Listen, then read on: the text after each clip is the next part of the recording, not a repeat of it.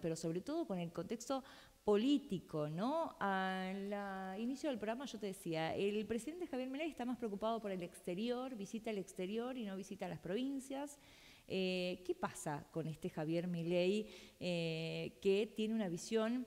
diferenciada, ¿no?, de lo que fue en campaña, más allá de que adelantó que el Estado no existe, que el Estado debería eliminarse? Por eso estamos con Patricio Adorno, él es politólogo, él es referente de Meraki Consultora. Muy buenos días, Patricio, un gusto tenerte. Muy buen día, Aña. La verdad que es un placer estar acá en los estudios con vos. Y sí, la realidad es que Javier Milei se muestra como un presidente que se siente mucho más cómodo como un referente de las ideas de la libertad en el plano nacional y en el plano internacional, no tanto como una persona abocada a la gestión y a la diaria de la política y de la coyuntura política, algo que vemos, de hecho, con el tratamiento parlamentario que se le está dando todavía, luego de casi 6 meses de gobierno, a su principal instrumento jurídico, que es la ley bases y el paquete fiscal, el paquete de medidas paliativas y relevantes para los gobernadores, para las provincias de la Argentina, donde cada vez que se trata en el Senado de la Nación, en la Cámara de Diputados,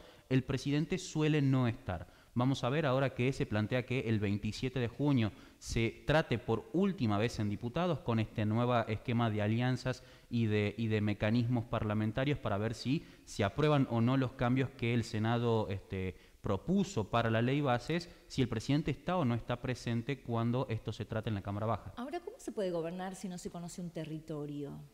Bueno, de hecho no es el primer caso en el que esto ocurre. Uno de los candidatos a la presidencia en Chile hizo campaña virtual viviendo desde Miami y solamente llegó al país en las jornadas previas al día del comicio. La realidad es que Javier Milei tiene una fuerte presencia digital y mediática que está amparada en una serie de condimentos, particularmente las redes sociales, y un ecosistema de medios muy plantado, muy identificado con el gobierno, que le permite instalar una agenda de debate que además fue una de las grandes anclas que tuvo a lo largo de su gestión, en el sentido de que fue capaz de modificar la grieta que dividía a los argentinos, una grieta que marcaba la posición kirchnerista, antikirchnerista, con una nueva grieta que es casta o anticasta. Ese fue el primer anclaje que tuvo y un gran logro, porque con la debilidad institucional y parlamentaria que tiene el presidente de la Nación, su principal escudo es la opinión pública. Una opinión pública que vos, Aña, lo sabés muy bien, es volátil,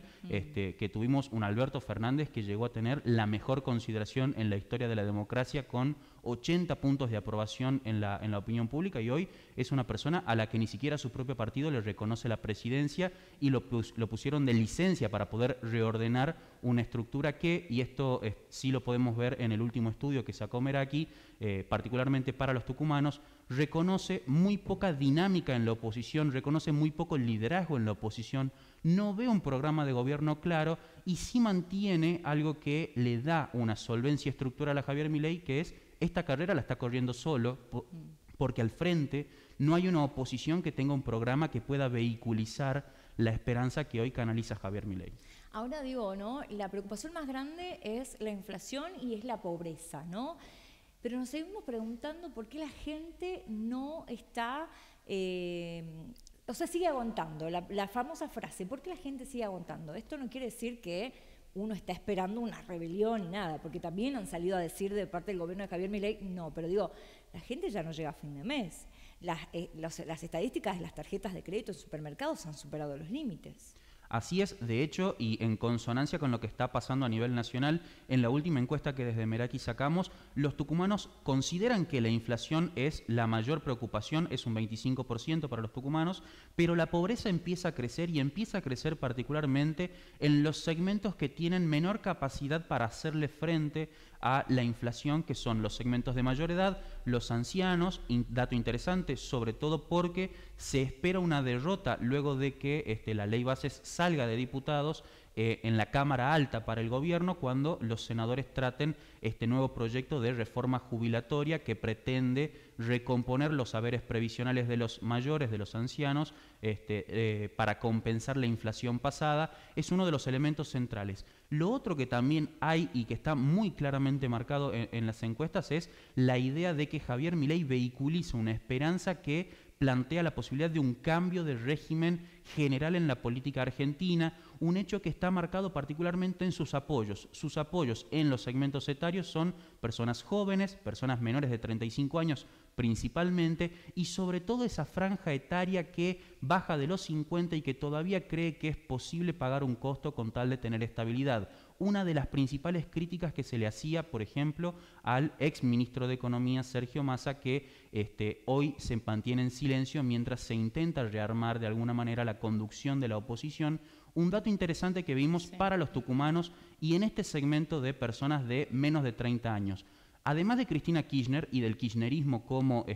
espacio político opositor, destacan dos figuras entre los más jóvenes, Juan Grabois y Guillermo Moreno. Particularmente Moreno, con este último raíz mediático que tuvo desde la asunción de Javier Milei, empieza a disputar un terreno interesante entre los segmentos más jóvenes, con un discurso que empieza a calar y que yo particularmente lo tendría en el radar. No sé si para una candidatura, pero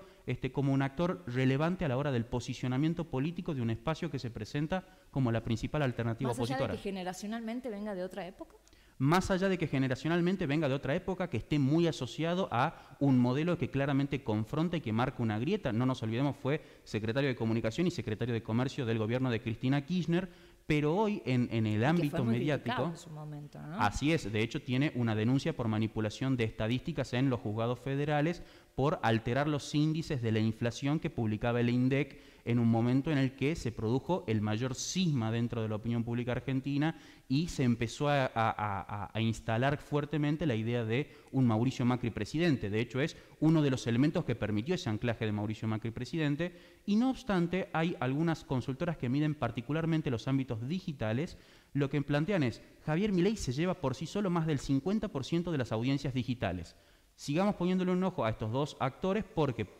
particularmente con la dinámica que sucedió en el Ministerio de Capital Humano,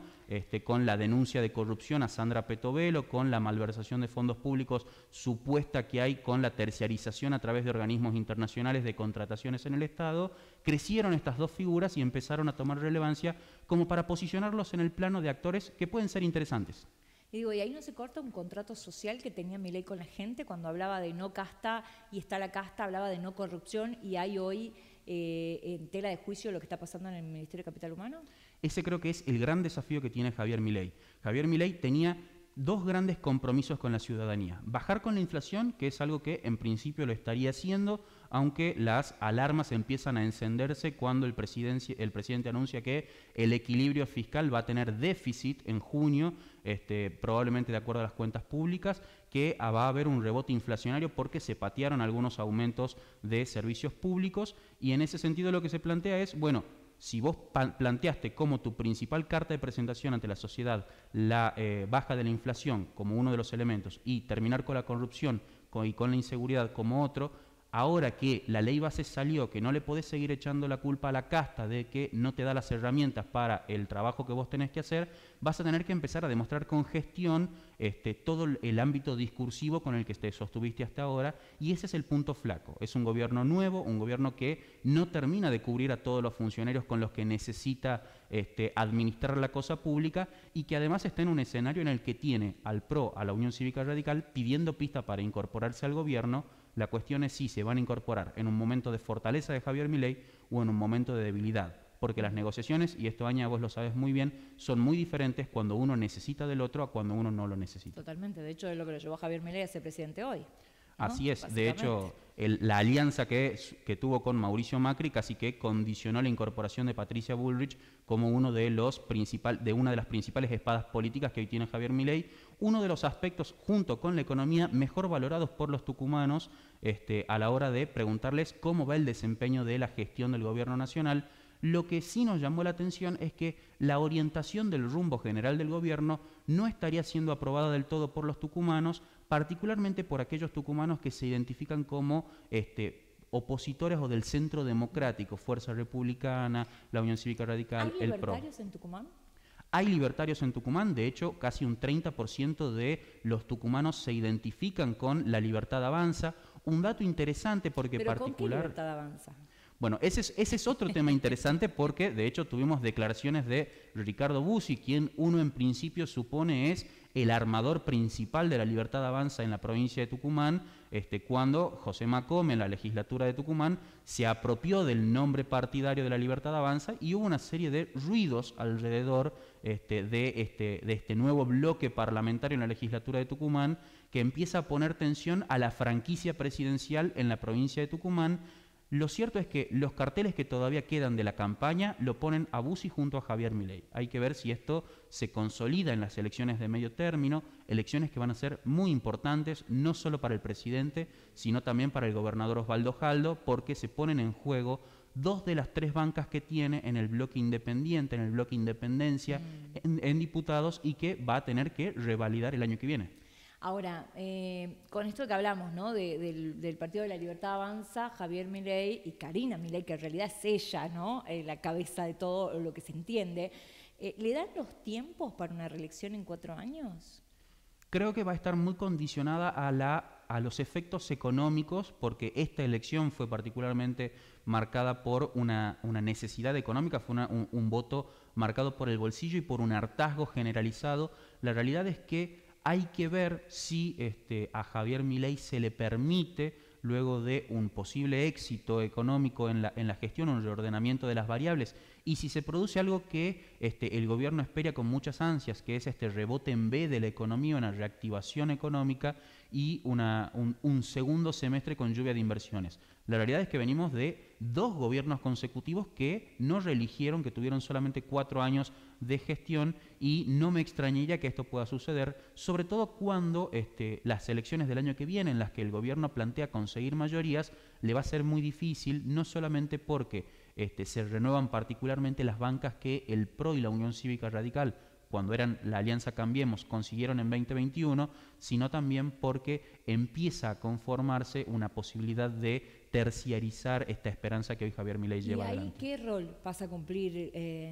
la vicepresidenta? La vicepresidenta hoy es el anclaje nacionalista que tiene el discurso de Javier Milei. Fíjate que, de hecho, la veíamos en el día de ayer vestida de gaucho en el acto por la conmemoración de la muerte o el natalicio de Martín Miguel de Güemes, el 17 de junio, en la provincia de Salta. Tiene, además de una rencilla interna con el presidente de la Nación, confirmada incluso por algunos periodistas con motes bastante descalificativos para la figura de la vicepresidente, tiene lo que las derechas y las ultraderechas nacionales de Europa y Estados Unidos marcan como la principal identidad, que es este nacionalismo, esta idea de pertenencia al sentir nacional, que no lo tiene Javier Milei. Javier Milei en ese sentido es mucho más liberal y capitalista. Esto de el capitalismo no tiene banderas, el dinero no tiene banderas, es un discurso mucho más parecido al de Javier Milei. ¿Se puede pensar en una posible candidatura, en confrontarse a Javier Milei? Creo que hoy es apresurado hablar de una candidatura de Victoria Villarroel. No se descarta que funcionarios muy cercanos a el entorno del presidente compitan en las próximas elecciones. Hablo de, por ejemplo, Manuel Adorni, vocero presidencial. Yo no descartaría verlo en una boleta en Ciudad de Buenos Aires o provincia de Buenos Aires. No descartaría ver a alguno de los Menem, más allá de Martín Menem, presidente de la Cámara de Diputados, compitiendo en La Rioja o provincia de Buenos Aires. No descartaría ver a José Luis Espert compitiendo en provincia de Buenos Aires para el armado nacional de la Libertad Avanza, un armado que está en manos de la propia Karina Milei, que de hecho cuando se estaba votando la ley bases en el Senado, ella volvía de Santa Fe de conseguir los avales judiciales para que la Libertad Avanza se presente como partido de distrito en una de las provincias más importantes, una de las provincias mediterráneas, y que dentro del ámbito de la clase media, que son los que ponen y sacan presidentes de acuerdo a la orientación que tengan en cada elección, se vuelve extremadamente relevante. Ahora, ¿cómo queda la figura de Osvaldo Jaldo frente a este informe que han emitido hace pocos días, a pocas horas podemos decirlo, y en este coqueteo con Nación? Bueno, Osvaldo Jaldo se plantea como uno de los dirigentes mejor valorados por los tucumanos, incluso mejor valorado entre aquellos que son o que votaron opciones opositoras en las elecciones generales del año pasado, en las elecciones provinciales del año pasado. Hablo de Radicales, PRO y Fuerza Republicana, dándole un voto de confianza y marcando que creen que no solamente el rumbo que el gobierno provincial está tomando es el adecuado, un 56% de los tucumanos lo opinan así, sino también marcando que la relación con Javier Milei, que mantiene Osvaldo Jaldo, debería mantenerse o se encuentra en buenos términos y debería profundizarse. Es un dato muy importante, sobre todo para un gobernador que aspira a concretar algunas obras públicas que no se habían visto en los últimos años en la provincia de Tucumán y que tienen que ver con las problemáticas que eran consideradas principales por los tucumanos. En años anteriores, desde Meraki veníamos publicando consistentemente a la inseguridad como una de las principales preocupaciones de los tucumanos. Hoy se encuentra en tercer lugar, en un franco declive respecto de las mediciones anteriores, y tiene mucho que ver con esta relación. Una de las principales obras que plantea Osvaldo Jaldo es la concreción de la cárcel de Benjamín Paz, una política que en principio uno diría no trae votos, pero que claramente resuelve una demanda institucional y de la ciudadanía. Pero le va a costar las elecciones del año que viene ponerse de acuerdo, porque digo, a ver, más allá de que él garantiza que esto no es una cuestión partidaria, que deja la política de lado para preocuparse por la gestión, políticamente tienen que comenzar a rearmarse para las elecciones del próximo año, que uno la ve tan lejana, pero cerramos los ojos y estamos a fin de año, ¿no? Sí, uno desde la ciudadanía, desde el llano, ve que falta mucho, pero la política está pensando en esto, el gobierno nacional está pensando en las elecciones del año que viene y el gobierno provincial está pensando en las elecciones del año que viene. No sé si tiene mucho que ver con la relación de Osvaldo Jaldo con el gobierno nacional, lo que condiciona el armado de las listas, sino la relación de Osvaldo Jaldo con el peronismo al interior de Tucumán, porque no nos olvidemos que Juan Mansur es presidente del Partido Justicialista a nivel provincial y Osvaldo Jaldo es vicepresidente del Partido Justicialista. El armado de listas necesita el aval del PJ para sellar lo que se conforme como un frente electoral, que probablemente sucede el año que viene, y ahí vamos a ver si las internas que surgieron en 2021 con la conducción de Juan Mansur se reavivan o si por el contrario el PJ se presenta como una sola lista de unidad de cara a las elecciones del año que viene. Hay otro chispazo, ¿no? Porque el anclaje fue la votación del Senado. Así claramente. Es. De hecho, ahí vimos que Beatriz Ávila, una política opositora vinculada al espacio de Germán Alfaro, esposa de Germán Alfaro, candidato a vicegobernador que se enfrentó con Osvaldo Jaldo en las elecciones del año pasado, votó a favor de la ley Bases, mientras que Juan Mansur, predecesor de Osvaldo Jaldo, compañero de fórmula de Osvaldo Jaldo, votó en contra, y en el medio quedó Sandra Mendoza. Una Sandra Mendoza que en términos generales votó en contra de la ley Bases y no obstante lo hizo a favor de mantener la reimposición del impuesto a las ganancias, de reducir bienes personales y de algunas cuestiones muy puntuales que estaban incluidas dentro del régimen de incentivo a las grandes inversiones. Un régimen que plantea tener un impacto muy profundo en las economías provinciales, provincias que se adhieran a este régimen, es decir, no todas las provincias lo van a tener, sino solamente aquellas que sus legisladores, sus diputados o senadores provinciales voten incluirse en este régimen, lo que ya empieza a plantear algún tipo de ruido en la relación con Provincia de Buenos Aires y Río Negro por las plantas compresoras de gas licuado para solventar la crisis energética. Yo creo que ahí va a ser el siguiente chispazo que veamos cuando se instrumente esta decisión política. ¿Hay oposición en Tucumán, Pato? La oposición hoy está bastante desdibujada en términos de una confrontación directa con el gobernador. Recordemos además que en esta vocación por ampliar el gabinete, que también le trajo algunas críticas internas dentro del peronismo, incluyó a opositores como Federico Mazo, a opositores como Raúl Albarracín, a opositores como Ricardo Azcárate, dos radicales y un representante de los movimientos sociales y de Libres del Sur, tratando de ampliar la base de sustentación política de un gobierno que, creo yo, buscó priorizar la estabilidad institucional y política en una provincia que enfrentaba un panorama bastante complicado. En ese sentido, no obstante, yo sí le prestaré atención a la dinámica que se empieza a producir en la legislatura provincial y en el Consejo Deliberante de la capital, dos de los ámbitos de resonancia en los que empieza a haber voces disidentes, no solamente dentro de la oposición, sino también incluso dentro del peronismo. En ese caso, ¿no? Ya por último, decimos que el 27 de junio puede haber definiciones con la ley base, ¿no? ¿Se puede llegar a pensar en ese momento ya en un 9 de julio en Tucumán, esta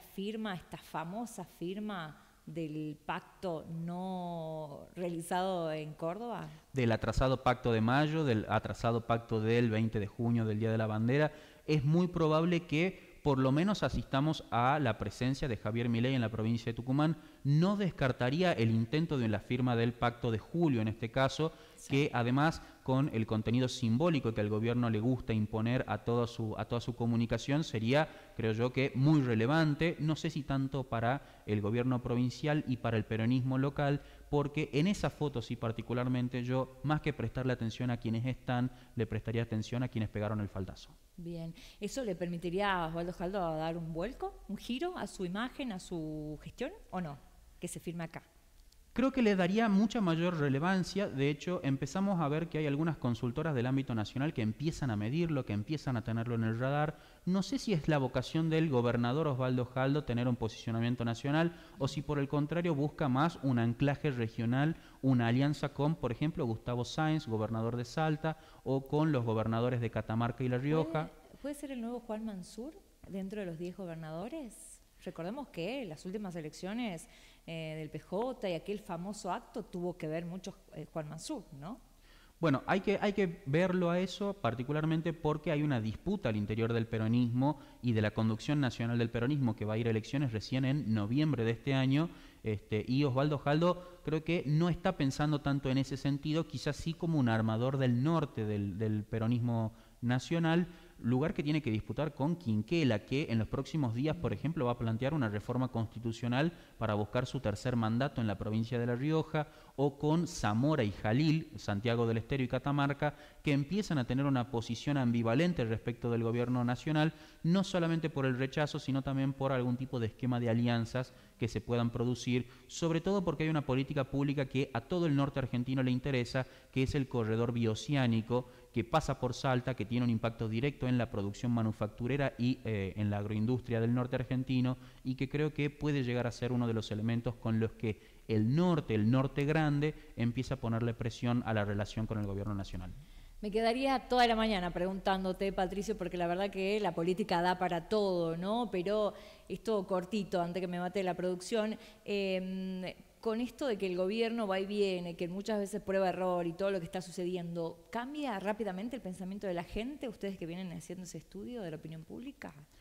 Empiezan a haber señales de alerta respecto de los condicionantes propios y operativos de la gestión. El golpe que tuvo el gobierno nacional, que acusó de hecho el recibo del golpe con la marcha universitaria, la crisis en capital humano con la falta de reparto de alimentos, son áreas sensibles. Perdón, yo te voy a pedir, Aña, perdón por la expresión, pero creo que los argentinos perdonan errores, pero no perdonan tontos, y lo peor que puede hacer este gobierno es quedar como incompetente de cara a la sociedad, sobre todo cuando lo que se le pide particularmente es la gestión para la resolución de los conflictos locales. Muchísimas gracias, Patricio, por haber venido y bueno, esperamos pronta visita. Muchísimas gracias por la invitación. Ahí estaba Patricio Adorno, politólogo, referente de Meraki Consultora, a darnos todo un análisis, ¿no?, de lo que está sucediendo en el contexto local y por supuesto provincial, que van muy de la mano, ¿no? Y todos esperando cómo va a suceder, qué es lo que va a suceder, ¿no?, en el Congreso de la Nación el próximo 27 de junio y por supuesto el 9 de julio en la provincia de Tucumán.